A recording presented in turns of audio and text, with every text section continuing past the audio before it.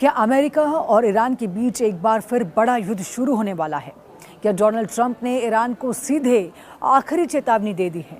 और क्या middle east इस वक्त दुनिया का सबसे खतरनाक बारूद का ढेर बन चुका है, जहां एक छोटी सी चिंगारी पूरी दुनिया को संकट में डाल सकती है? नमस्कार, बहुत बहुत स्वागत है न्यूज़ 18 इंडिया पर। मैं हूं आपके साथ सुरभि शिरपुरकर। इन तमाम सवालों के जवाब लेकर आज आपके सामने आए हैं। दरअसल अमेरिकी राष्ट्रपति डोनाल्ड ट्रंप ने बेहद सख्त बयान देते हुए कहा कि अगर ईरान ने अमेरिकी सैनिकों को निशाना बनाया तो अमेरिका फिर से सैन्य कार्रवाई शुरू कर सकता है। ट्रंप ने साफ कहा कि अमेरिकी सैनिकों की हत्या युद्ध दोबारा शुरू करने की बड़ी वजह बन सकती है। ये बयान ऐसे समय आया है जब अमेरिका के भीतर ही ट्रंप की ईरान नीति पर बड़ा राजनीतिक विवाद खड़ा हो गया। अमेरिकी संसद यानी कि कांग्रेस में वॉर पावर रिजोल्यूशन को लेकर बहस तेज है, जिसका मकसद राष्ट्रपति की युद्ध संबंधी शक्तियों को सीमित करना है। अब सवाल यह है कि आखिर अमेरिका और ईरान के बीच तनाव इतना खतरनाक क्यों हो गया? इसके पीछे की कहानी कई दशकों पुरानी है। 1979 की इस्लामिक क्रांति के बाद से दोनों देशों के रिश्ते लगातार खराब रहे हैं। अमेरिका हमेशा ईरान पर परमाणु हथियार बनाने की कोशिश और मिडिल ईस्ट में प्रॉक्सी ग्रुप्स को समर्थन देने का आरोप लगाता रहा। यही कारण है, यही ईरान का कहना है कि अमेरिका लगातार उस पर आर्थिक और सैन्य दबाव बनाकर उसे कमज़ोर करना चाहता है। लेकिन 2026 में हालात अचानक और ज़्यादा विस्फोटक हो गए। अमेरिका और ईरान के बीच सीधे सैन्य टकराव की स्थिति बनने लगी और पूरे मिडिल ईस्ट में तनाव फैल गया। हाल ही में ईरान समर्थित समूहों पर आरोप लगे कि उन्होंने अमेरिकी ठिकानों को निशाना बनाकर मिसाइल और ड्रोन हमले किए। हालांकि इन हमलों में अमेरिकी सैनिकों की मौत नहीं हुई, लेकिन इसके बाद ट्रंप का गुस्सा खुलकर सामने आया। ट्रंप ने कहा कि अगर भविष्य में अमेरिकी सैनिकों को नुकसान पहुंचा तो अमेरिका का जवाब बहुत बड़ा और बेहद आक्रामक होगा। यही बयान अब पूरी दुनिया में चर्चा का विषय बन चुका है। लेकिन इस पूरे विवाद का सबसे अहम हिस्सा है वॉर पावर रिजोल्यूशंस। दरअसल अमेरिका में राष्ट्रपति सेना के सुप्रीम कमांडर होते हैं, लेकिन संविधान के मुताबिक किसी बड़े युद्ध के लिए कांग्रेस की मंजूरी ज़रूरी मानी जाती है। 1973 में अमेरिका ने वॉर पावर रिजोल्यूशन कानून बनाया था ताकि कोई भी राष्ट्रपति बिना संसद की अनुमति लंबे समय तक युद्ध न चला सके।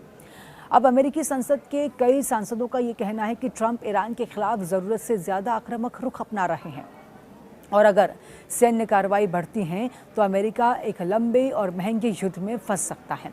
इसी वजह से कांग्रेस ट्रंप की सैन्य शक्तियों पर नियंत्रण लगाने की कोशिश कर रही है। अमेरिका के भीतर भी इस मुद्दे पर भारी राजनीतिक विभाजन दिखाई दे रहा है। कुछ नेता मानते हैं कि ईरान के खिलाफ सख्त कार्रवाई ज़रूरी है, क्योंकि अगर अमेरिका कमज़ोर दिखा तो ईरान और आक्रामक हो सकता है। वहीं दूसरी तरफ कई सांसदों का ये कहना है कि अमेरिका पहले ही कई लंबे युद्ध का नुकसान झेल चुका है और अब एक और युद्ध देश की अर्थव्यवस्था और जनता पर भारी पड़ सकता है। यही वजह है कि कांग्रेस में ट्रंप की नीति को लेकर ज़बरदस्त बहस चल रही है। इस पूरे संकट का असर सिर्फ अमेरिका और ईरान तक सीमित नहीं है। इसका सबसे बड़ा असर दुनिया की अर्थव्यवस्था पर भी पड़ सकता है, क्योंकि मिडिल ईस्ट दुनिया की तेल सप्लाई का सबसे बड़ा केंद्र है। खास तौर पर स्ट्रेट ऑफ हॉर्मज़ दुनिया के सबसे अहम समुद्री तेल मार्गों में से एक माना जाता है। दुनिया के तेल व्यापार का सबसे बड़ा हिस्सा इसी रास्ते से गुजरता है। ईरान पहले भी इस रास्ते को बंद करने की धमकी दे चुका है। अगर हालात और भी बिगड़ते हैं और समुद्री रास्ता प्रभावित होता है तो पूरी दुनिया में तेल और गैस की कीमतें तेज़ी से बढ़ सकती हैं। इसका असर भारत समेत दुनिया के कई देशों की अर्थव्यवस्था पर भी पड़ेगा। यही वजह है कि पूरी दुनिया इस वक्त अमेरिका और ईरान के तनाव पर नज़र बनाए हुए है। अमेरिका ने अब भी मिडिल ईस्ट में अपनी सैन्य मौजूदगी कम नहीं की है। अमेरिकी नौसेना खाड़ी क्षेत्र में सक्रिय है, जबकि ईरान लगातार अपने ड्रोन और मिसाइल नेटवर्क को मजबूत करने की कोशिश कर रहा है। यानी भले ही अभी हालात पूर्ण युद्ध जैसे नहीं दिख रहे हों, लेकिन ज़मीन पर तनाव लगातार बना हुआ है और एक छोटी सी घटना भी बड़े टकराव में बदल सकती है। इस पूरे विवाद का एक अंतर्राष्ट्रीय कानूनी पहलू भी है। कई एक्सपर्ट्स ने सवाल उठाए हैं कि क्या अमेरिका की सैन्य कार्रवाई अंतर्राष्ट्रीय कानून के तहत पूरी तरह से वैध है। कुछ एक्सपर्ट्स का कहना है कि बिना संयुक्त राष्ट्र की स्पष्ट मंजूरी के किसी देश पर हमला अंतर्राष्ट्रीय कानून का उल्लंघन माना जा सकता है।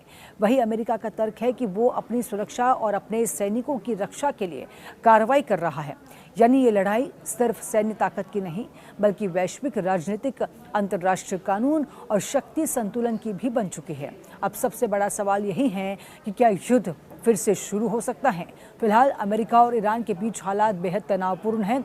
अगर ईरान समर्थित किसी समूह ने अमेरिकी सैनिकों पर बड़ा हमला किया या फिर खाड़ी क्षेत्र में कोई बड़ा सैन्य टकराव हुआ तो अमेरिका दोबारा बड़े स्तर पर सैन्य कार्रवाई कर सकता है। और अगर ऐसा हुआ तो इसका असर सिर्फ मिडिल ईस्ट तक सीमित नहीं रहेगा।